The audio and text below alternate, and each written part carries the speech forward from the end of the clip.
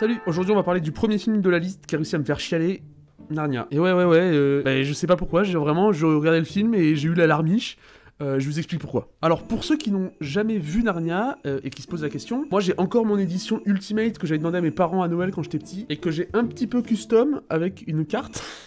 Dites-vous que ça fait plus de 10 ans que ce truc est là, genre. Et ben ouais, moi j'ai kiffé Narnia, je trouvais ça trop cool. Alors Narnia, ça raconte quoi? Là je vais parler du film, hein. Je vais pas parler du livre, je suis pas débile, je vais pas parler du livre, genre. Alors de quoi ça parle? Le lion, la sorcière et l'armoire magique?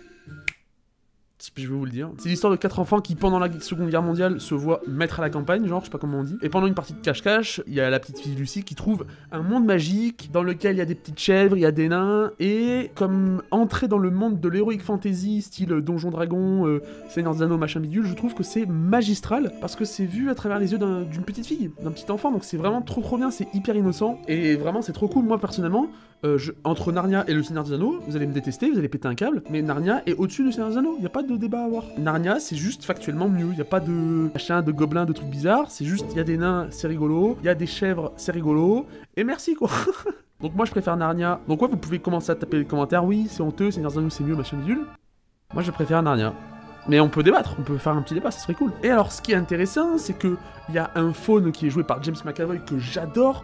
Top 3 de mes acteurs anglais préférés, genre. Il y a James McAvoy, c'est une chèvre. Il y a Tilda Swinton qui joue la sorcière, gros, elle joue 2 fois la sorcière. Elle joue dans Doctor Strange, elle joue la sorcière, là elle joue la sorcière, gros, c'est un truc de fou. Est-ce que je suis pas le pire humain pour faire des reviews sur YouTube? Il y a Aslan le lion, c'est le mec, il est trop fort, il est là, il avait tout calculé, il est trop malin. J'imagine, mais c'est le boss. Et le truc, c'est qu'il y a le personnage de Ed Moon qui trahit sa famille toutes les 10 secondes, gros. Gros, c'est super simple, dès qu'il y a la possibilité de trahir la famille dans le truc, il y va tête baissée, genre c'est un truc de fou. Déjà, contre des loukoums, frère, des loukoums, gros, tu te proposes pas des loukoums. Tu dis, oui, je dirais pas non à un plan épargne logement à 10%, mais tu dis, tu vends pas ta famille pour des loukoums. Parce que là, si je regarde, il y a marqué... ouais, j'échangerai l'information nécessaire contre un PEL à 10%. C'est écrit noir sur blanc, hein, faut... Et donc, la reine, et à la fin, il y a la baston. Edmund, il est blessé, mais il se fait re-soigner par la petite Lucie. Aslan, il bouffe la sorcière, gros. Et c'est terminé, c'est ciao. Et ce qui est incroyable... Alors moi, forcément, là, j'ai eu la larmiche... Quand Aslan, il est sur la table de pierre, si t'as la ref, je veux pas spoiler, mais j'ai chialé, j'étais là... Après, voilà, t'as vu, c'est un peu parce que il tire. J'ai eu le sentiment de. Ah, vous tirez la corde de la larmiche, quoi. Pardon. Vraiment, je me suis dit, putain, il tire vraiment sur la corde des émotions. Alors, ça fait plaisir, mais en même temps, ça fait chier, quoi. Parce que je me dis, bah, vas-y, moi, je pleure pas, hein. Je suis pas un bébé, hein. Moi, ce que j'aime beaucoup, et ce qui me fascine, c'est vraiment le concept de voyage dans Narnia. Je ne comprends pas comment ça fonctionne. Et c'est ça qui est beau, en fait. C'est que on passe à travers l'armoire, on est dans Narnia, le temps passe différemment, etc. Est-ce que c'est réel? Est-ce que c'est pas réel? J'y reviendrai. Et ce qui est beau, c'est que à la fin, moi, je chiale. Quand ils sont couronnés et tout, quand il y a Tunis, il met la couronne, là, j'ai la petite larmiche, je vais pas vous mentir, qui est tombée. Parce que c'est les émotions, et quand c'est bien fait, c'est bien fait. Le film est réalisé par Andrew Adamson, à qui on doit Shrek 1 et 2. Le mec a fait des masterclass et il a réussi à me faire chialer devant un film, ce qui est quand même aussi un achievement, faut pas hésiter à le noter. Moi je pleure pas, hein, je suis pas un bébé, hein.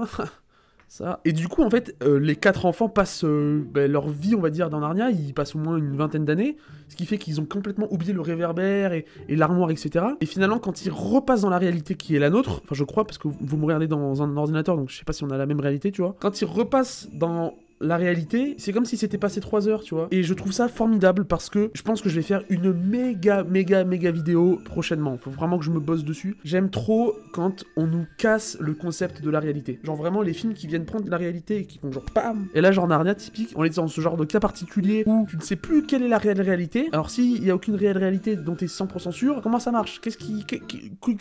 Est-ce que Narnia existe? Est-ce que ça n'existe pas? Et je trouve le rôle du professeur incroyable parce qu'il est là pour dire ah ouais mais moi je sais que ça existe, tu vois. Par contre, j'ai ni les règles, ni je sais comment ça marche, ni pourquoi, ni quoi que ce soit. Et il y a une scène de fin, alors moi j'avais jamais vu, qui me laisse sans voix aussi, c'est que Lucie essaye d'aller, à la toute fin, Lucie elle essaye de retourner dans Narnia par l'armoire, et tu sais, il fait un peu nuit, tu vois, tu te dis bah, peut-être pourquoi pas, tu vois, il y a pas de raison que, pourquoi il n'y retournerait pas. Et le professeur lui dit, et on comprend beaucoup de choses, lui dit non, tu peux pas repasser par l'armoire, c'est fini, l'armoire c'est terminé. Tu retourneras dans Narnia, il y a pas de problème, mais quand ce sera le bon moment, ou quand tu auras oublié que t'as envie d'y aller, tu vois, parce que, et Donc moi ma théorie, enfin c'est formidable parce que je me dis mais putain mais on nous fait transmettre via le cinéma que lui, il a sûrement déjà été à Narnia, il connaît un peu les bails, etc. Il sait qui sont ses 4 enfants forcément parce qu'il a dû entendre la prophétie et tout. Et peut-être qu'il est professeur parce qu'il étudie le fonctionnement de Narnia, qu'il fait ses recherches, qu'il essaie d'y retourner, etc. Et c'est pour ça qu'il accorde une grande confiance à Lucie parce qu'il lui dit meuf, je te fais confiance, je sais que t'as raison. Et je trouve ça formidable que t'aies réussi à y aller en fait à Narnia. Et les règles d'accès à Narnia sont un peu particulières, elles sont floues et c'est très beau comme ça. Je trouve ça vraiment magnifique. C'est ce qui est assez intéressant avec cet univers, c'est que c'est lui qui t'appelle plutôt que c'est toi qui y vas. Genre dans Harry Potter, c'est Hagrid qui vient te chercher. Dans Le Seigneur des Anneaux, c'est Gandalf qui débarque au village, qui vient faire l'apéro. Donc c'est toujours l'aventure qui vient, c'est toujours le monde fantastique qui s'approche, alors que là c'est un pas fait dans sa direction et il s'enfuit, il disparaît et tu sais pas comment le retrouver, etc. Je trouve ça formidable, c'est vraiment poétique un peu même. Ah vas-y, on parle un peu de poésie sur la chaîne. Hein. Donc pour moi Narnia, masterclass. Edmund, le mec tu lui donnes 3 loukoums, une pomme de terre, il trahit sa famille quand il y a pas de soucis, oh. Il y a le Père Noël, genre il y a le Père Noël, le vrai, il est là, il commence, il donne des couteaux et de la confiture, et t'es choqué, t'es en mode mais c'est le vrai Père Noël, il existe vraiment finalement. Peut-être que dans notre réalité, le Père Noël c'est une légende de Narnia qui serait venue dans notre monde, tu vois, genre c'est ça qui est beau avec le truc, c'est que ça prend notre couche à nous de réalité, et ça rajoute par-dessus, je trouve ça formidable, c'est tellement beau. C'est tellement beau.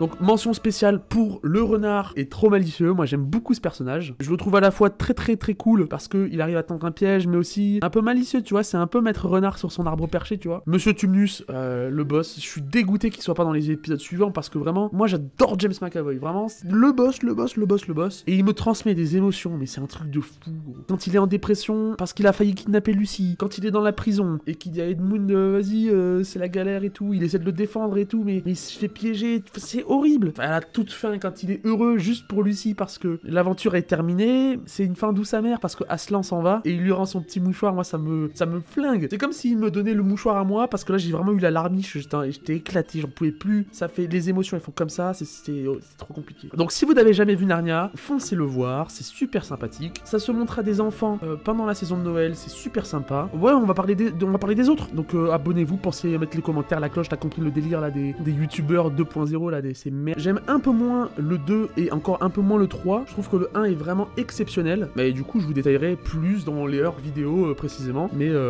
voilà, c'est tout ce que j'avais à dire sur Narnia. Je vous souhaite une très belle soirée et à demain. Salut.